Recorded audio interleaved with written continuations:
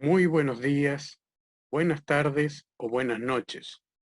Desde Calceta, Ecuador, un cordial saludo a todos los colegas que nos están escuchando en nuestra querida Bolivia. Primero que nada, cuando hablamos de competencias, ¿de qué estamos hablando? Hablamos de el conjunto de comportamientos socioafectivos, las habilidades cognitivas, psicológicas, sensoriales y motoras que permiten llevar a cabo de forma adecuada un desempeño, una función, una actividad o una tarea. Esta es la definición oficial que nos da la UNESCO, el máximo órgano de educación superior a nivel mundial. La OCDE también nos da una definición similar. Nos dice que es la capacidad para responder a las exigencias individuales o sociales para realizar una actividad. Cada competencia reposa sobre una combinación de habilidades prácticas y cognitivas interrelacionadas, conocimientos, motivación, valores, actitudes, emociones y otros elementos sociales y comportamentales que pueden ser movilizados para actuar de una manera eficaz. En concreto, ¿de qué estamos hablando? De un desempeño integral del sujeto. Y esto implica conocimientos factuales, habilidades, destrezas, actitudes y valores, pero todo ello en un contexto ético. ¿Qué implica esto? Implica que las competencias se expresan en acciones y productos, no con cartones. Y por cartones me refiero a certificados. Ningún cartoncito certifica competencias. Y ahí tenemos el problema que yo hablaba al principio. Muchos creen que porque tengo un cartón que dice que yo cumplí con un diplomado en metodología de la investigación, con una maestría o aún un doctorado, yo ya tengo las competencias. Les tengo una mala noticia, no es así. Y nuevamente, los invito a que no me crean. Busquen sus cartones, léanlos cuidadosamente y díganme en qué parte, incluso del título profesional, en qué parte el que firma el título les acredita alguna competencia. Eso no pasa. Por eso, si alguien comete una mala praxis, se enjuicia a la persona, no a la institución, porque la institución no acreditó competencia alguna. La institución lo que acredita es que terminaron, culminaron los cursos. Cuidado con eso, ¿eh? A muchos no les gusta. Pena. Si no vemos los problemas, no vemos las soluciones. ¿Por qué son importantes las competencias? Bien, veamos primero el currículum por competencias. ¿Qué es el currículum por competencias? Lo estamos viendo aquí en una sola diapositiva. ¿Qué estamos viendo en esta diapositiva? Estamos viendo una cerradura de un candado. Bien, ¿qué significa esto en el currículum por competencias? Significa lo que estamos viendo a la derecha de la cerradura, el mercado laboral y el encargo social. Ahora, esta cerradura, como toda cerradura, solo se puede abrir con un tipo de llave. Y la única forma de fabricar una llave, si yo la pierdo, es conociendo la cerradura. Si no conozco la cerradura, si no conozco el mercado laboral, el encargo social, no puedo fabricar la llave. ¿Quiénes fabrican llaves? Los cerrajeros, los que estamos viendo aquí. ¿Y quiénes son los cerrajeros? Bueno, normalmente les llamamos docentes. ¿Cuál es el siguiente paso del círculo lógico? El siguiente paso, el círculo lógico, es otro deber de responsabilidad social llamado docencia. Y es parte de la divulgación. En este caso, yo voy a compartir el conocimiento que estoy produciendo, pero no con mis pares, sino con mis impares, mis queridos estudiantes. Pero los estudiantes como que les cuesta un poco el lenguaje científico. Es lógico, recién comienzan la academia. Entonces, ¿qué tengo que hacer? Tengo que transformar el lenguaje científico en un lenguaje más accesible. Y para eso utilizo esa herramienta llamada pedagogía y didáctica. Entonces utilizo esa pedagogía y didáctica para cumplir con este deber de responsabilidad social llamado docencia. Es la docencia. Ese paper que yo produje lo voy a utilizar como parte de mi cátedra, como letra y música de mis canciones. Y eso es lo que marca la diferencia entre un docente cantautor, como el que estamos viendo en pantalla, Albert Einstein, y un docente karaokero, el que lee cualquier verdura, el que copia y pega y ni siquiera dice de dónde, como el que estamos viendo también en pantalla. Entonces, el cantautor es el que se gana el respeto y credibilidad de los estudiantes. A veces me preguntan por qué cantautor. Por eso, porque si yo quiero cumplir con el objetivo universal de la docencia, formar seres humanos íntegros, tengo que ser cantautor, porque el cantautor es creíble. Y si yo soy creíble, el estudiante aprende. Los de la derecha hacen karaoke y no son tan creíbles. Entonces la idea es ganarse el respeto de los estudiantes. Y los estudiantes, créanme compañeros, se dan cuenta cuando un docente es cantautor y cuando un simple karaoke. Entonces es importante tener un aula llena por ser cantautores, no por tomar asistencia. Y eso implica poder dar clases en el contexto que sea, incluso bajo el agua. ¿Y terminó ahí? No. Las competencias continúan su recorrido con la segunda etapa de la divulgación. ¿Acaso hay más impares? Por supuesto. ¿Cómo comenzó esto? Con un problema de la realidad social. ¿Y cómo tiene que terminar? Solucionando ese problema. La investigación y la educación solucionan problemas, solo si los vemos.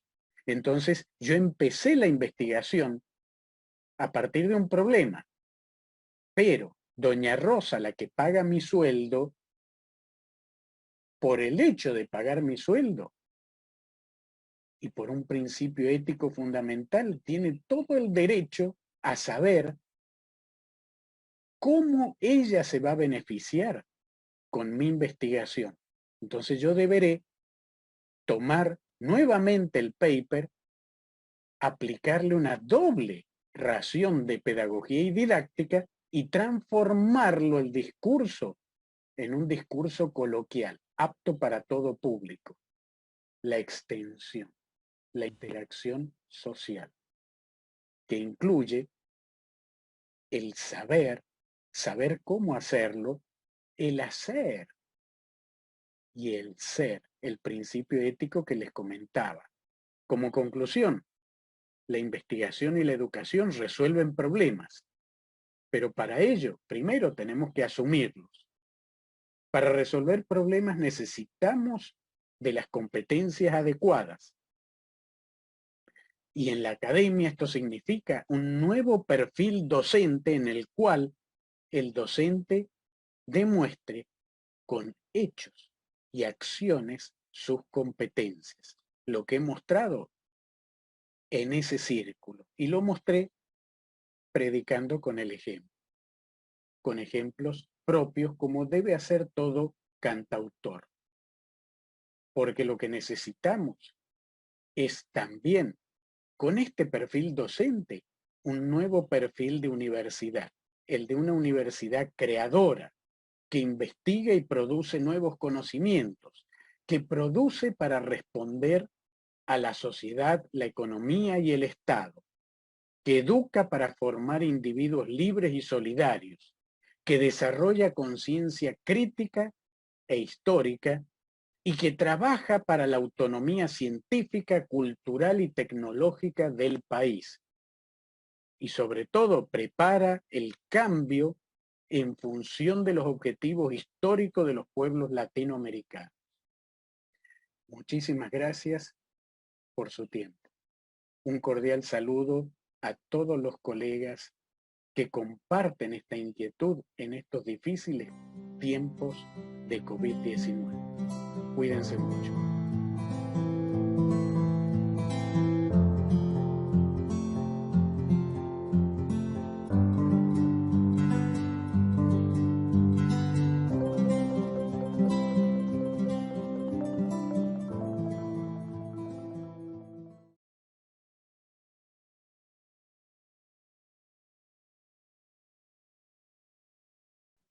Básicamente sería resiliencia, adaptación y flexibilidad. Ya en resiliencia en el sentido de todo lo negro que ha podido parecer el año pasado, porque de repente nos catapultaron de una realidad presencial a una realidad virtual. Entonces es aprender a ver lo bueno, ya lo que podemos rescatar, es decir, la luz al final del túnel. Esa actitud es muy importante, asumirla, empoderarnos individualmente los docentes y poder transmitir eso a nuestros alumnos y poder compartir con nuestros colegas, ¿ya? Ha sido importante esa situación en el entendido de que hasta el 13 de marzo hemos pasado clases presenciales y ya el 16 de marzo estamos en clases virtuales, tratando de adaptarnos, viendo qué plataformas, etcétera. Entonces, resiliente, es decir, no autocompadecernos, no levantar las manos, no tratar mal a los alumnos, no decir que no se puede, sí se puede, ¿ya? Y se puede mucho. Es decir, esa actitud resiliente, es decir, comprometida con, en este caso, la Universidad de Mayor de San Andrés, entendiendo de que es la mejor universidad, somos docentes sumamente reconocidos, con mucho prestigio, entonces teníamos que hacer frente adaptándonos, que es una condición mental fundamental para la resiliencia, la capacidad de adaptación, es decir, ver con qué dispositivos contábamos y contaban nuestros estudiantes, teléfonos celulares, tablets, computadoras, ¿ya? Y ahí ver si podríamos recurrir a plataformas, a ciertos programas, el Jitsi Meet, el Google Meet, ¿ya? De manera que podamos tener clases, es decir, inmediatamente mediante la adaptación hemos podido continuar la clase, hacerla interesante, ¿ya? Y ahí hemos aprendido que la clase podría llevarse de manera sincrónica y asincrónica, ¿ya? Aparte de adaptar, ya hemos flexibilizado los currículos, ¿ya? Y el docente actual, ¿ya? En estos tiempos de crisis, tiene que conocer herramientas, ¿ya? Actualizarse en la medida de posible en todo tipo de herramientas, plataformas. El docente actual tiene que flexibilizar y adaptar su enseñanza a las necesidades y a los problemas que se plantean en lo cotidiano. Educación es la capacidad para tratar al prójimo ya como ser humano y le facilitamos mecanismos de cambio de pensamiento. Es decir, ese saber popular lo trasladamos a un saber reflexivo, siempre hacia una mejora de la calidad de vida, ¿ya? Siempre con esa actitud resiliente, es decir, podemos continuar adelante, pase lo que pase, la educación no se tiene que interrumpir. Gracias.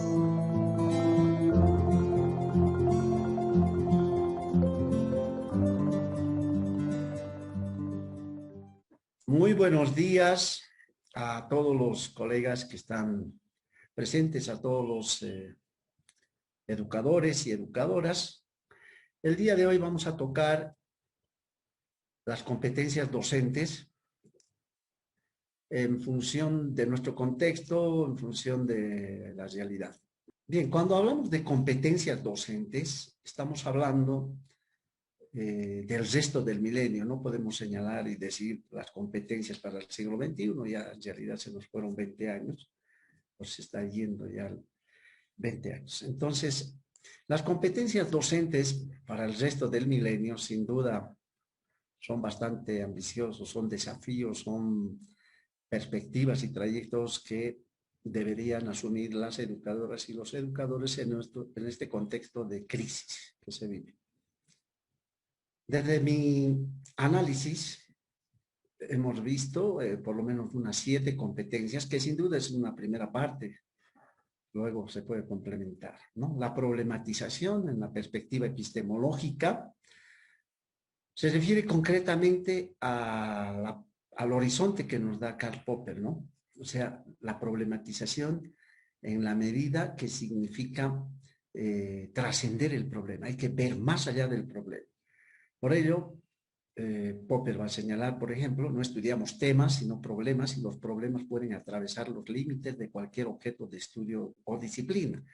Esto significa ya una antelación de lo que es la inter- y transdisciplinariedad, en lo que es los nuevos contextos, la crisis, de que, en otras palabras, son momentos de incertidumbre, y la educación debe propender precisamente a la problematización, una perspectiva científica, humanista, por un lado, y por otro lado, en lo que se refiere a la disciplina, la interdisciplinariedad y, en el mejor de los casos, la transdisciplinariedad, pero no como discurso, sino como práctica educativa y científica. Una segunda competencia es sin duda la ética científica, es tener la capacidad de aceptar las investigaciones científicas como tales, más allá de la ideologización. Es importante tomar en cuenta la ciencia en una perspectiva humanista, por un lado, y por otro lado, la ética científica en el sentido de respetar las ideas de otros, que supone obviamente evitar el plagio y toda esa cantidad de anomalías que se da en el proceso de investigación, donde algunos que no piensan pasan por pensadores.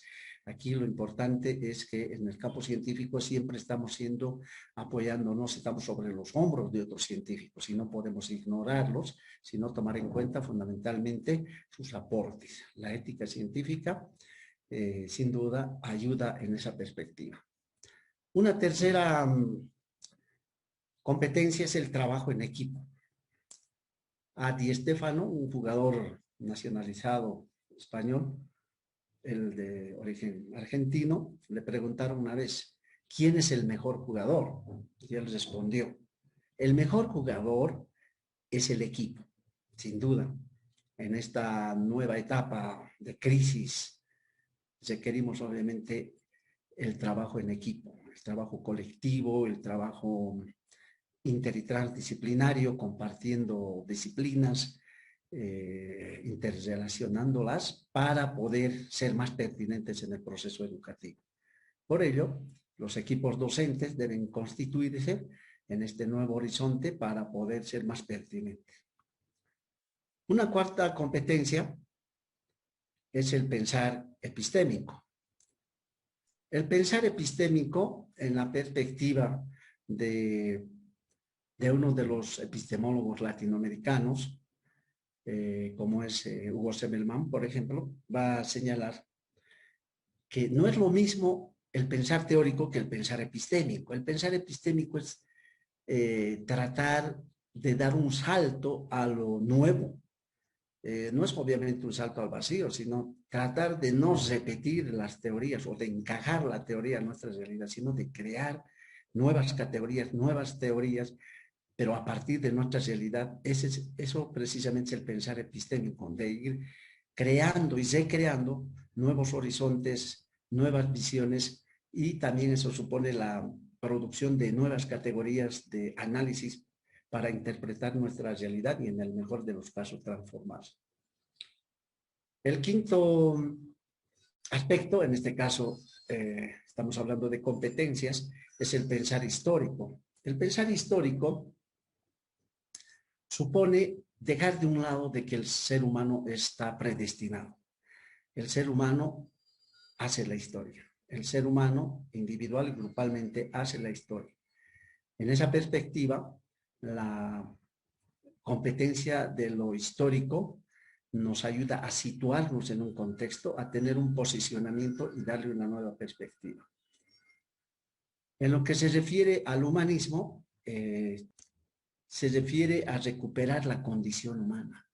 Es decir, la perspectiva en este nuevo contexto es más allá del cientificismo, más allá del economicismo, del productivismo, entrar a recuperar al ser humano como persona, como colectividad, y eso es recuperar los valores en el proceso educativo. Sin duda, como alguien señalaba, ¿no? Más allá de los conflictos están las necesidades humanas que deben ser atendidas, comprendidas en un medio donde el humanismo está siendo desplazado por antivalores como el economicismo, el mercantilismo o el individualismo. Y tenemos la praxis. En realidad, la praxis es la vinculación de teoría y práctica que nos va a ayudar a través del puente metodológico, unir teoría y práctica, porque no nos olvidemos, el tema de la teorización sin duda es importante, pero la práctica es fundamental en la medida que te da una base material para poder entender los problemas y orientarlos, primero a su comprensión y luego a su transformación. Y la praxis tiene la virtud de vincular precisamente teoría y práctica, de tal manera que no podemos pensar solamente a partir de la teoría en sí misma o a partir de la práctica en sí misma, que nos llevaría al practicismo o el teoricismo. La praxis vincula la teoría y la práctica a través del puente de la metodología para poder intervenir en procesos educativos que sean cada vez más pertinentes, que sean cada vez más adecuados a la realidad, en una simple idea, ¿no?, de comprender y transformar, como decíamos hace rato. Y lo que habíamos señalado hace rato, aquí está una síntesis de las 7 competencias que en este momento tocamos. Obviamente hay más elementos para poder señalar. Sin embargo, pues, hablando de competencias docentes, por ejemplo, es importante en esta nueva época desarrollar también esas competencias de lo digital, de la tecnología, del manejo, porque la tecnología es una herramienta y tenemos que utilizarla para poder darle un horizonte más humanista. La clave es utilizarlas, la tecnología, y que no nos utilice obviamente la tecnología, porque por ese otro lado nos vamos a la robotización, a un pensar en blanco y negro. El pensamiento humano es complejo, multidimensional, dialéctico sin duda, y eso nos debe permitir encarar los procesos educativos desde diferentes ángulos, desde un pensamiento abierto, multidimensional, como decía hace rato. Pero más allá de las competencias, también hay que pensar que la competencia no es en sí misma, ¿no? O sea, las competencias son capacidades. Sin duda, el ser humano es un sujeto trascendente. Y en la medida que va a trascender como sujeto histórico, como sujeto ecológico, como sujeto situado, nos permite tomar en cuenta, por ejemplo, el aspecto cultural. Es fundamental el aspecto cultural, no solamente como una repetición, sino como creación cultural. Más allá de la competencia, significa también retomar la dimensión epistemológica que nos va a permitir abrir horizontes, entender que el conocimiento científico tiene un solo fin, el bienestar del ser humano y de la colectividad en un marco de respeto de los derechos humanos, la producción de ciencia y tecnología en función del humanismo y no como ahora se da a favor del militarismo en contra del ser humano que va en su destrucción. Y sin duda, antes que enseñar, hay que pensar en aprender. Y eso significa ir más allá de la competencia. Es decir, entrando a lo que son los valores humanos, del bien común, en el aprendizaje también, el metaaprendizaje, más allá del aprendizaje. Y también en la línea de lo que es la crítica, la autocrítica, que nos va a permitir no considerarnos el ombligo del mundo, sino considerar fundamentalmente que somos parte de una colectividad y nuestro aporte siempre estará en función de los demás, como las propuestas que tiene la sociedad siempre estarían a favor del ser humano, de la individuación, que no es lo mismo el individualismo. Individuo y colectividad en una relación armónica para lograr esta meta fundamental, que es la meta del bien común, el bienestar común. Y fundamentalmente haciendo primar el mundo de la vida. O sea, la vida es fundamental. En este caso, si tomamos en cuenta el mundo de la vida, tomar en cuenta que la salud es algo que no se puede descuidar, al menos en este contexto. Cuando hablamos de educación, en tiempos de la pandemia, del COVID, donde las competencias docentes obviamente tienen que tener un cambio. Por eso, para concluir, diría yo, cuando se pasó de la educación presencial a la educación a distancia y virtual, obviamente las reformas educativas en sus leyes ya quedaron caducas. Hay que ver el futuro, hay que educar desde el futuro. Ese es el desafío para los educadores, las educadoras, y al sugerir esto, obviamente nos autoeducamos, nos autosugerimos para poder cambiar y transformar nuestra realidad. Un fuerte abrazo en este mes de junio a todos los educadores y educadoras.